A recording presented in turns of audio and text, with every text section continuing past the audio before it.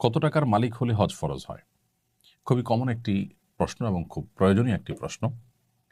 যদি কেউ তার জীবনে প্রাপ্তবয়স্ক হওয়ার পর কোনো বছর হজের মৌসুমে তার অবস্থান থেকে বাইতুল্লাহ গিয়ে হজ সম্পাদন করে আবার ফিরে আসার মতো সামর্থ্য যদি তার থাকে এবং এই সময়টুকুন তার পরিবারের ভরণপোষণ দিয়ে যাওয়ার মতো আর্থিক সঙ্গতি যদি তার থাকে, অর্থাৎ হজ করতে যাওয়া, হজের সময় সেখানকার খরচ খরচা করা এবং হজ করে আবার ফিরে আসার জন্য যে পরিমাণ অর্থকড়ির প্রয়োজন সেটা যদি তার থাকে এবং এই সময়ের মধ্যে তার পরিবারের ভরণ-পোষণের ব্যবস্থা করার মতো আর্থিক সঙ্গতি যদি তার থাকে, তাহলে তার উপর হজ ফরজ হয়ে যায়।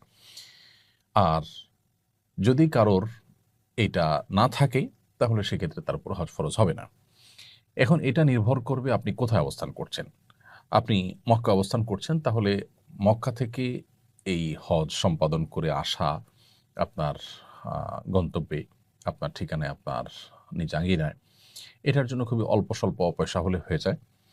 আবার কেউ যদি বাংলাদেশ থেকে হজ করেন বা বাংলাদেশে যদি কেউ অবস্থান করেন, তাহলে তার হজ ফরজ হওয়ার জন্য এক রকমের অর্থকড়ির প্রয়োজন হবে। আবার কেউ যদি ইউরোপে থাকেন, তাহলে সেখান থেকে হজ আরও বেশি এক্সপেন্সিভ। অতএব সেখান থেকে হজ করার জন্য যে পরিমাণ টাকার দরকার, সেখান থেকে এসে মক্কায় হজ করে আবার তার জায়গায় ফিরে যাওয়া এবং এই সময়ের ভিতরে পরিবার ভরণ-পোষণ এর ব্যবস্থা করা, এটা তার অবস্থানের উপরে নির্ভর করে বাড়বে। অতএব হজ ঠিক কত টাকা হলে ফরজ হয়, এটা যাকাতের মতো নির্ধারিত কোনো অ্যামাউন্ট নেই যে এই টাকা হলে হজ ফরজ হয়। এটা নির্ভর করে ব্যক্তির অবস্থান থেকে বাইতুল্লাহ গিয়ে হজ করে আসার মতো সামর্থ্য তার আছে কিনা। যদি থাকে, তাহলে তারপরে হজ ফরজ হয়ে যাবে।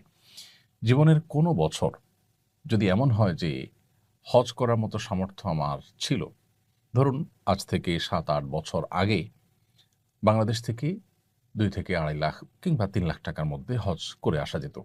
তখন আপনার কাছে টাকাটা ছিল, আপনি হজ করেননি। এখন হজ এক্সপেন্সিভ হয়ে গেছে, ৭ লাখ ৮ লাখ টাকার প্রয়োজন হয় বাংলাদেশ থেকে হজ করার জন্য।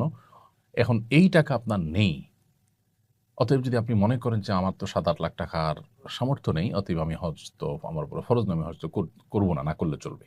এরকমটি বলার কোনো সুযোগ থাকবে না। কারণ আপনার উপর হজ ফরজ হয়েছিল, তখন আপনি করেননি।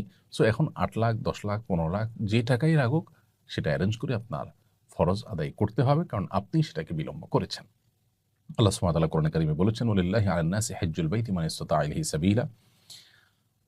মানুষের কাছে আল্লাহর পাওনা হয়ে যায়, যদি তার সামর্থ্য থাকে বাইতুল্লাহ গিয়ে হজ করার, সে যেন হজ করে।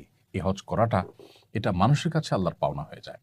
অন্যান্য ফরজ বিধানের ক্ষেত্রে আল্লাহ তাআলা পুরস্কার বলেছেন, কুতিবা আলাইকুমুস সিয়াম, তোমাদের উপর সিয়াম ফরজ করা হয়েছে, আকিমুস সালাহ ওয়া আতুজ যাকাত, তোমরা সালাত কায়েম করো, যাকাত আদায় করো। কিন্তু হজের ক্ষেত্রে আল্লাহ রাব্বুল আলামিন একটু ভিন্ন ভঙ্গিতে আমাদেরকে হজের ফরজ হওয়ার বিধানটি জানিয়েছেন। অর্থাৎ আল্লাহ বলেছেন যে আ কারো সামর্থ্য যদি থাকে বাইতুল্লাহ গিয়ে নিজ গন্তব্যে আবার ফিরে আসার হজের মৌসুমে, তাহলে তার জন্য হজ করাটা, এটা আল্লাহর অধিকারে পরিণত হয়। এটা আল্লাহর পাওনায় প্রাপ্যে পরিণত হয়। তার মানে এটা একটা প্রেমময় ইবাদত। একজন বান্দা তার সামর্থ্য থাকবে তিনি হজ করবেন না, এটা হতে পারে না।